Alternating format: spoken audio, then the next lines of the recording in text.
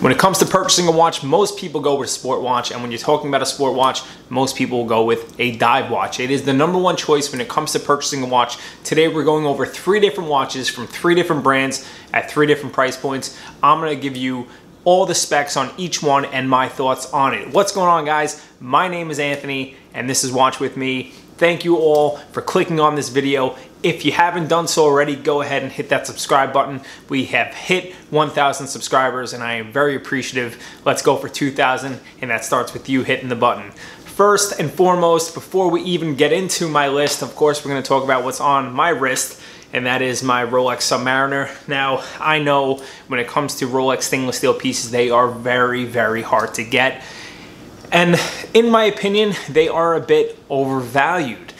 I think that each watch on this list is equal or better than this watch at any price point that I'm gonna show. And that's what made me think of this video. When you can't get this watch, or there's a long wait list, or you don't wanna spend the premium on it, there are amazing other dive watches out there. And these are from 3 brands that not many people are talking about.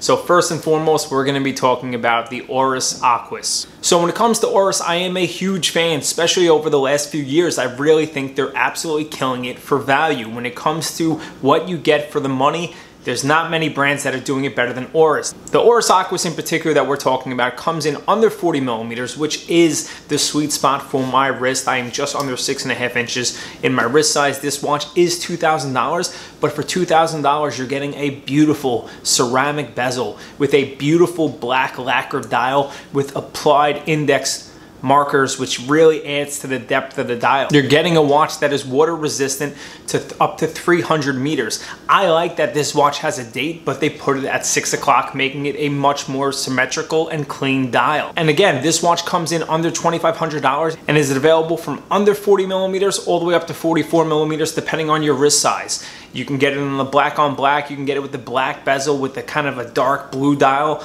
You can get it with the blue bezel and the blue dial. You can get it in the limited edition. When it comes to a dive watch, you must be looking at Oris. It doesn't matter if you have a much larger budget than $2,000. I think Oris is offering a tremendous amount for the money, and that's why it's on my list. Number 2 is Omega. Now, Omega, in my opinion, produces one of the best watches out there. And you know what? It is an absolute rival of Rolex, but they are not as sought after as a Rolex would be. Now, the new SeaMaster Diver 300 is an absolute killer of a watch. Really introduced in the 1990s, worn by James Bond. Very cool watch, has that very iconic now bracelet.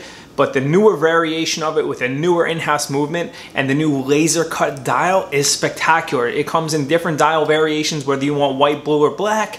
And then with the bezel, you can do the blue or black. Many different options with this watch, but a fantastic piece. Obviously an exhibition case back housing their in-house movement, anti-magnetic, coaxial escapement, a 5-year warranty, and this watch comes in on the bracelet at $5,200. A fantastic price point, and it wears really well. 42 millimeters, slightly larger than what I like to wear on a dive watch, but it fits the wrist really well. And I can tell you this, when it comes to accuracy, when it comes to craftsmanship of a watch, this watch rivals Rolex and is right up there with it. Fantastic watch. If you're looking to buying a Rolex, or you're looking to buying any dive watch out there, you must be looking at Omega. The Diver 300 has been remastered in the last few years, and Omega is really putting an emphasis on this watch. There's a lot of advertising going on with it, but if you're in an area of an AD that carries this, you owe it to yourself to go try it on and tell me what you think of this watch.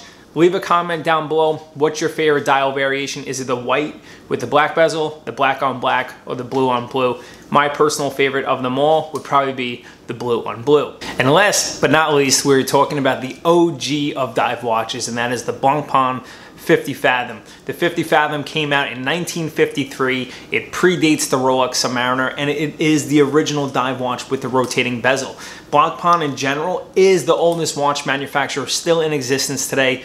They've been around since the 1700s. Obviously, there was a period of time where they weren't around until Jean-Claude Biver found out about the brand and decided to purchase it and revitalize it. But that being said, despite not being around for a small period of time, they are the OG of watchmaking. They've been around since 1735 and they make a fantastic watch. Obviously, this watch is at the highest price point, but this watch here is really more about being a watch aficionado. When it comes to movement finishing, Blancpain does it amazing. All their movements are absolutely finished to perfection, and this is a real high-end brand. They don't produce many watches, and they are finished beautifully. And for a sport watch, you don't get more badass than a Blancpain. The one that we're talking about today is slightly larger than the other two, and as you can see on my wrist, it wears a bit large. This movement in particular is the in-house 1315 movement by Blancpain. It has 120-hour power reserve, anti-magnetic. It is a slightly thicker watch, and being it is anti-magnetic, it does have a closed case back, so unfortunately you don't get to see that beautiful artistry of that movement. But that being said, the real showstopper is the face of this watch with that beautiful iconic bezel with the dome crystal over the bezel.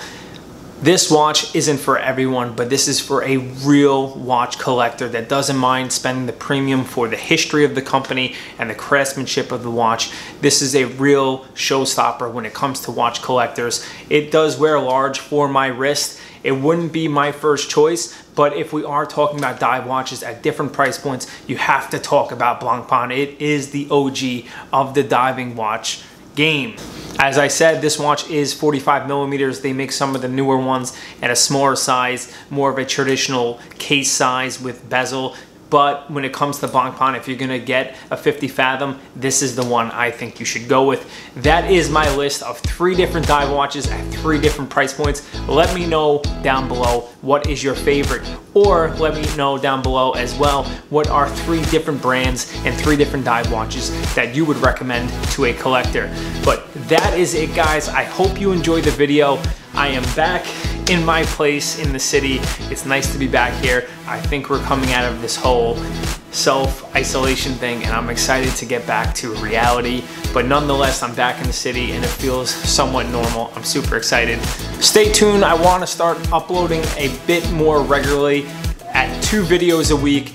I've been hit or miss over the last month or so, but starting next week, I will be uploading twice a week, preferably on Tuesdays and Thursdays, or perhaps even Monday, Wednesday, but we'll go ahead and see what works best. If you guys have any recommendations for content, please shoot me a DM on Instagram. I can be found at WatchWithMe, and if you haven't done so already, go ahead and hit subscribe. It helps me out and it lets me know that you're enjoying the content. But that's it, guys. Until next time, take care, be safe, wash your hands.